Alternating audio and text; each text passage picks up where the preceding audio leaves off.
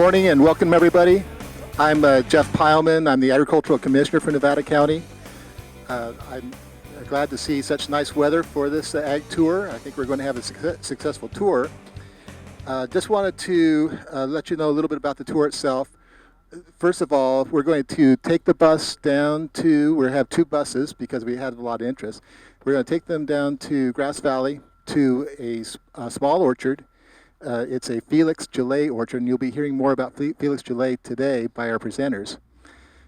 Then we will then go and actually do a drive-by. You'll see it on the agenda. We're going to do a drive-by at a Felix Gillet nursery, the nursery in Nevada City. We'll be told a little bit about that nursery ahead of time before we load the bus to get there. Then drive through, and then we'll go to Food Love Farm, and that's off of Lake Vera Road. After Food Love Farm, we're going to go to River Hill Farm, where we're going to have lunch. Alan Haight is going to walk us through the farm for about half an hour. We're going to have lunch, and then during lunch, there's going to be 3 presenters on the topic of the current drought situation. So I just want to let you know a little bit about what we're up to. I'd like to go ahead and turn this over to Susan Hook, who's the president of the Farm Bureau. Thank you and welcome. What a beautiful day we have set up. I want to thank the people that put this together today. Jeff Palma's office, the Ag Commission, Darlene Moberg, and our new addition, Debbie Tucci, and of course our partners in the Resource Conservation District, Jan Blake and Sabrina. So anyway, we welcome you. Farm Bureau is one of the largest ag memberships and groups in the state of California, and we work constantly at dealing with ag issues locally as well as at the state. Locally, we're involved in all these things. That's why we're here, because we know it's important. Water is going to be a giant issue, and you'll hear about that today. So we just hope you have a good time. Welcome. I'll keep talking, and we can get on the bus. All right, Susan, thank you. Okay, a couple of things about our first site today. It is just outside the city limits in Grass Valley. It's nestled in a small neighborhood, and the buses are too long actually to make the 90-degree turns for us to get to it because it's a one-lane street lined both sides with parked cars. So what we're going to do is we're going to go offload, and then we're going to walk quietly through this neighborhood because it's going to appear to be an invasion. We will walk to the gate of the farm and then to the orchard itself, where Adam Newber with the Felix Gillet Foundation is going to present and be able to give us some background and what they're up to with the foundation. And that, I believe, is about it. Let's go ahead. One more introduction. I just wanted to, for now, because he'll be speaking a little bit at each site, and that'll be Roger Ingram. He's the director of the UC Cooperative Extension for both Placer and Nevada County, and he's going to help with a little bit with the facilitation of the presentations because he always has great questions. So let's go ahead and load, and I hope that everybody enjoys the tour.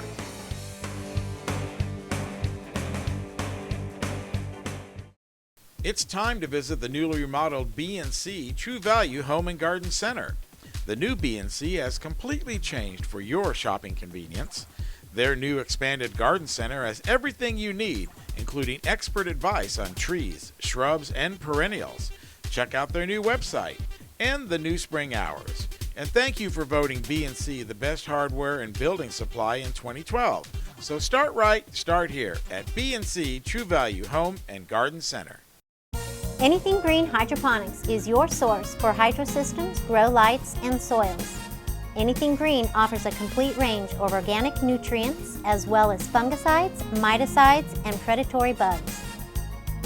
Anything Green Hydroponics has just received this year's soil. Get your totes, pallets, or individual bags. Stay tuned for future workshops. It's all at Anything Green Hydroponics. This property belongs to Bill Swingle right here. Good morning. This is, and Bill's going to speak a little bit about the property itself, and then after that, Adam Newber, who's with the Felix Gillet program, is going to give us some background and some updates as far as what that project is, a little bit about Felix Gillet, And then also after that, he'll speak about the next site that we're just going to do a drive-by. It's going to be the nursery in Nevada City.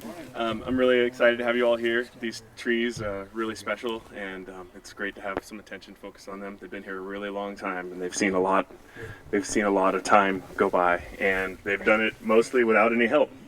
We bought the property about 3 years ago, and these trees they hadn't been pruned about 10 years. They were pulling themselves down. We've had a good bit of help, and especially from the Felix Gillet folks and Adam. We've been out harvesting and pruning and taking care of. They're looking really good this year. But as you can see, there's no irrigation. These trees are super well established. They've been here a long time.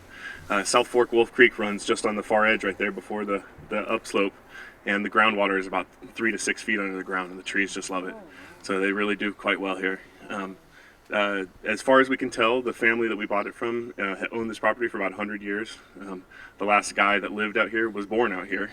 He died in 2006, and there's all kinds of his legacy and his family's legacy around in funny little projects and hacks and ways that they managed to do things, but they took care of the trees. And there's some evidence that there were a lot more trees. There's a clear pasture space on the side there that for one reason or another, we've heard a story that they ran cattle for a while, so they maybe pulled some of the trees out for that.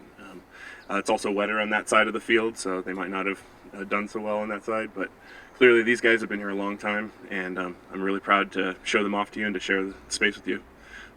And Adam's going to talk a lot more about the history of the trees. Cool. Thank you, Bill. Thank you. Can everybody hear me all right? Yeah? Cool. Well, welcome. Thank you guys so much for being here. It's really important to all of us, to me, to the project, and just all the farmers, and just for our community, for people to really get involved and interested in the history here, our agriculture, our community agriculture. And this project is where they all sort of combined, which is really cool. So just a little background, Felix Gillet, he was a nurseryman in the gold rush era. He was a real pioneer in the fact that agriculturally, he established some of the most important perennial agricultural plants on our west coast, in California, Oregon, and Washington. But he's little known, which is pretty interesting because he has contributed so much. You know, we hear a lot about maybe Luther Burbank or Eder, but Felix's contribution, his plants have survived all of these years, and they still remain to be the industry leaders today. Not just the plants that he introduced, but also the plants that he bred with and the genetics he brought from France and from the rest of the world. And those went on to be some of the industry standards. So a little background on Felix. He was born in France in 1835. He emigrated to the United States in 1852, and he came here into Nevada County in 1853. He became a gold miner. He had some prospects, and he opened up a barber shop. And so he cut people's hair. I'm sure he cut people's beards. I'm sure everyone looked a lot scruffier than me today. And then with the money that he had saved up, he had gone to France, and he had gone and imported many other plants from over in the eastern area. But he spent his fortune on importing these plants, and it was quite a risk. You know, getting all the scionwood, the rootstock, the seedlings, shipping them across the ocean. I'm sure the railroad really helped out, getting it from the East Coast over to California. But he must have been an intuitive plant breeder. He must have had a really good idea on climate. I'm sure there were some similarities in France and in Europe, which he kind of deduced that there are certain plants that needed to be here. You know, obviously needed to be drought resistant.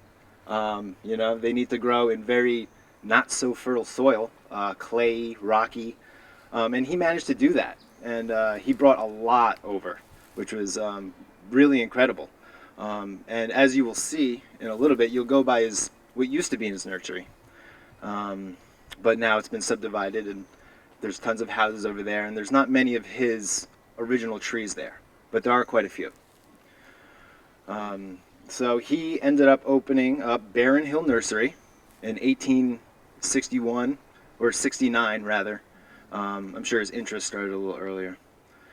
And he imported all of his scionwood, all of his trees. He spent about $50,000 adjusted for inflation for the land and for his original stock of plants. And when you look at his list, and we're going through his catalogs from the late 1800s, the early 1900s, our mind was just blown when we first started going through these old catalogs that are just falling apart.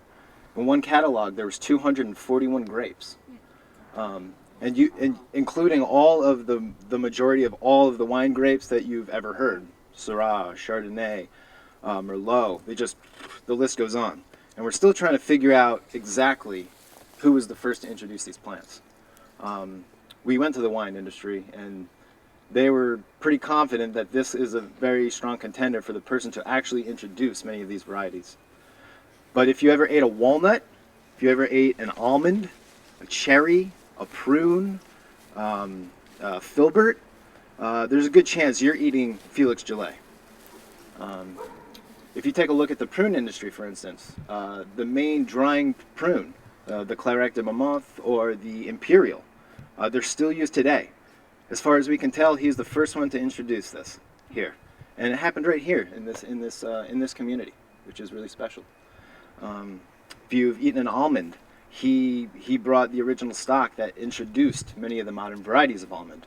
If you're eating a walnut, he brought the very hardy, hard shell walnut that was able to survive in these conditions. The walnut industry actually honored Felix Gillet in naming a walnut after him. It wasn't the best walnut, but it was nice that they honored him in that way. The Thompson seedless grape, originally the Kishmish, I believe it comes from Afghanistan. As far as we can tell, he's one of the first to introduce that over here. So if you just kind of look at all of his things, he had apples, plums, prunes. He had 42 kinds of gooseberries.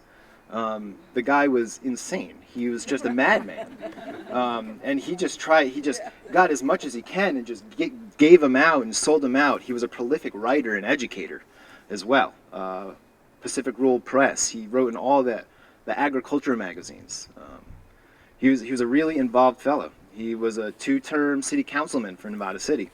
He's partially responsible for the water system in Nevada City. He was partially responsible for moving City Hall to where it is now. And then as we dig further and further, the pieces all start coming together, which is really wonderful, and it's just right here in the community.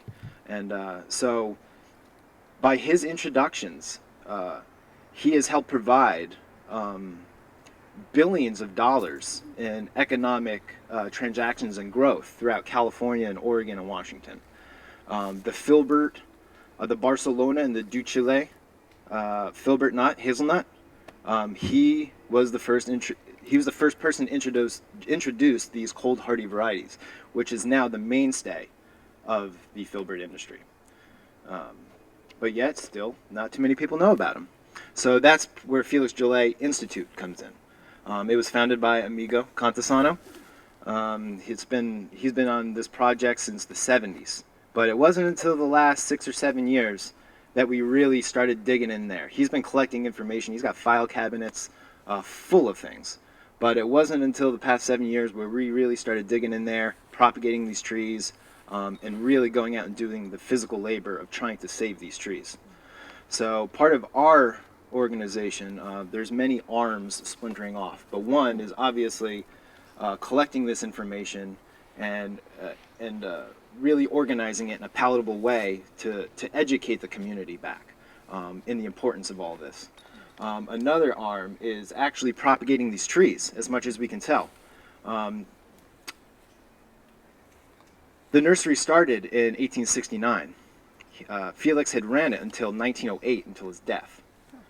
And then Parsons, he took it over in 1908, and the nursery officially went out of business in 1967. And until that time, it was the longest running nursery in California. When it was established, it was the second or third major nursery also in California. So he was a real pioneer in that way.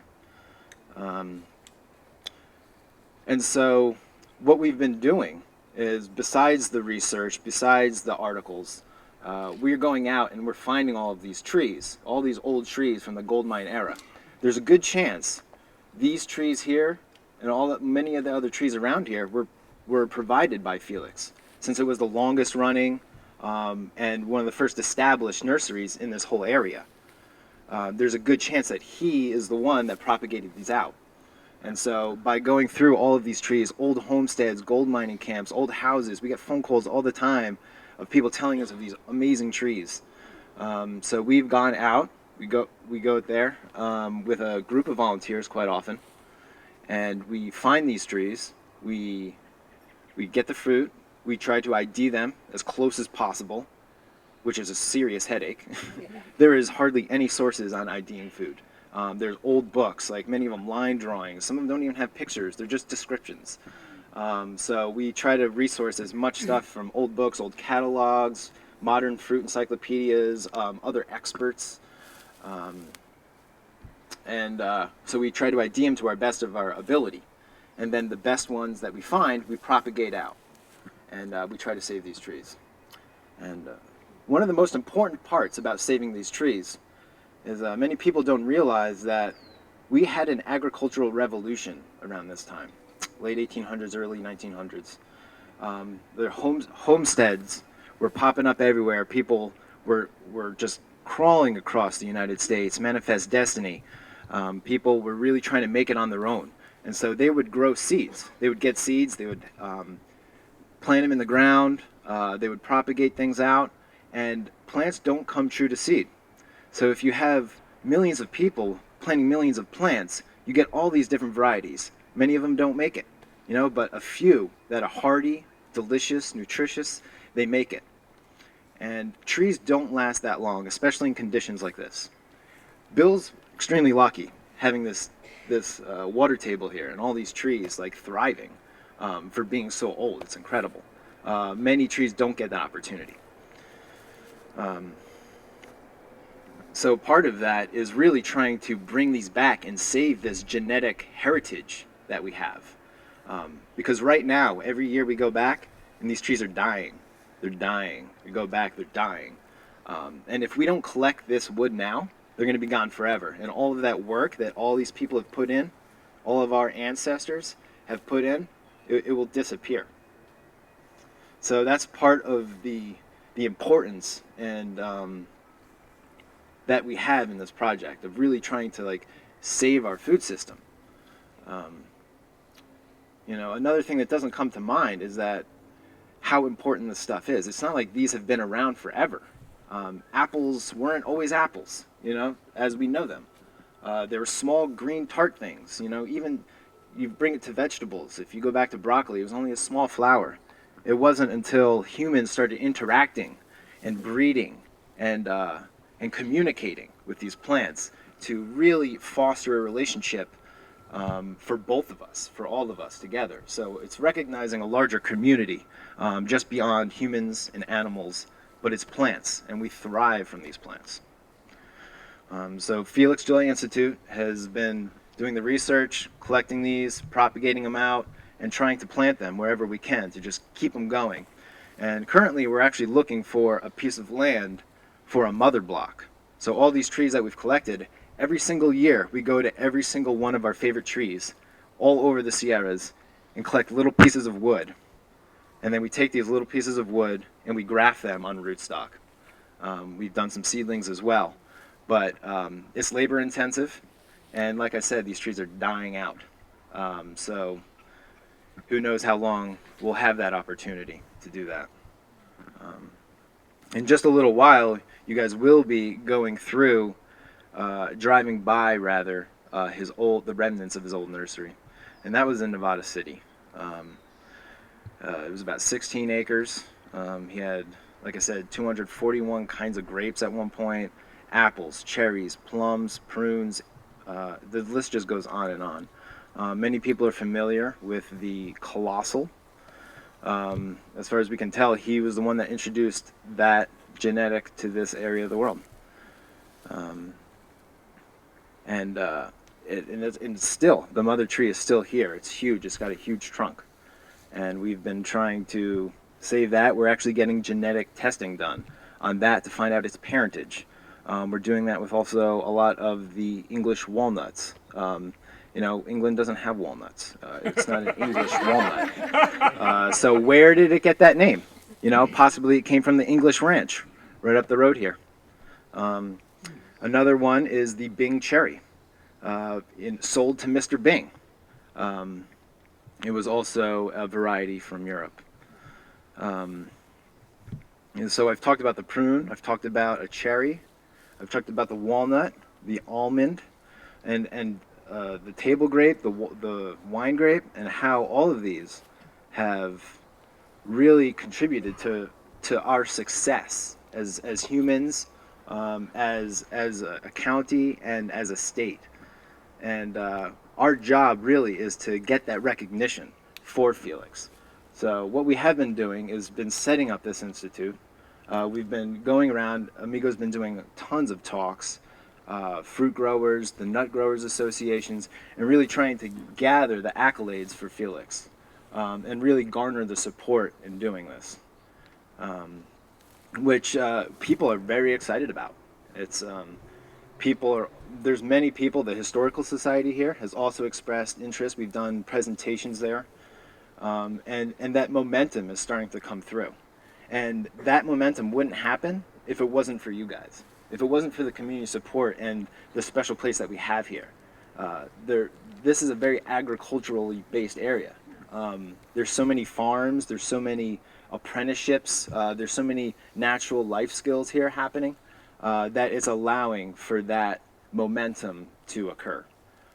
So we're super grateful for all of you and for everyone that has gone through this with us. Richie Marks has been a big help as well, helping collect food. So for the future of this project, we're really hoping to acquire this land to do a mother orchard of all these trees that we found and expand the nursery out. So by expanding this nursery, it's really carrying on the legacy of Felix Gillet. It's carrying on the legacy that he provided, to show his intuitive, his brilliance in agriculture. He was a breeder. His writing, we want to bring back his articles, which you can still read, and they're still applicable, which is amazing. He wrote a treatise, a 32-page treatise on strawberries, the cultivation of strawberries, which had not really been done before. And so if you start delving into the strawberry, we wonder, like, where did the strawberry come from? Well, it turns out that Felix Gillet had a strawberry about 5 inches wide. Bon Boucher, I may be wrong, but he gave this genetics to Eder in Humboldt County. And what Eder did is he took that giant strawberry, and he took the beach strawberry from California, and he took another strawberry from Chile and crossed them. And that, you have the parentage of all of the strawberries that you eat today. Before that, they either were fat and flavorless, they were super small but kind of delicious, and it was his genetics that he provided for this. And so another treatise he wrote, he was really into sericulture, which is mulberry production and silk production. Granted, this didn't work out so well. You can't have winners all the time, but he really promoted this. He promoted growing mulberry trees, and he had 2 types of silkworms, and he sold these cocoons out, and he bred these. Unfortunately, it was too cold, and they ended up dying out, and that didn't work out so well. But it just also goes to show how expansive he was. I mean, he went into every single territory of plant production. He really tried to provide the United States and California with a kind of plant that would survive here for a long time. And that's what he had in mind, which just goes to show how underappreciated he is. He has contributed so much, but no one really knows about him. He didn't have a good PR man. So that comes Let's see. I'd like to go ahead and make a change over to questions and answers, if you don't mind. Oh, that'd be great. We have about 10 more minutes. My question is, as far as the geographical areas, the sites in Nevada County, what do they cover as far as where you're finding these samples? For sure. So where are we finding all of these samples? It really goes to say almost everywhere. And then, of course, when we're doing this historical research, it's always, you can't know for sure anything. And the information is so lacking that we really need to build up a story. But we've found them throughout the hills up here. We've gone, we try to stay localized because this is where Felix was originated. So the plant material in this area was most likely from Felix. So that's where we're finding most of them. But we've done work with Malakoff Diggins. We've documented over 70 trees in just a very small section known as China Gardens. We've gone to very many homesteads in this area. We've gone up to Pike, Allegheny. Forest has a huge, has just got a plethora of fruit trees up there that have survived. So we're finding them just in this entire location, and we're focusing on the Sierra Nevada mountains.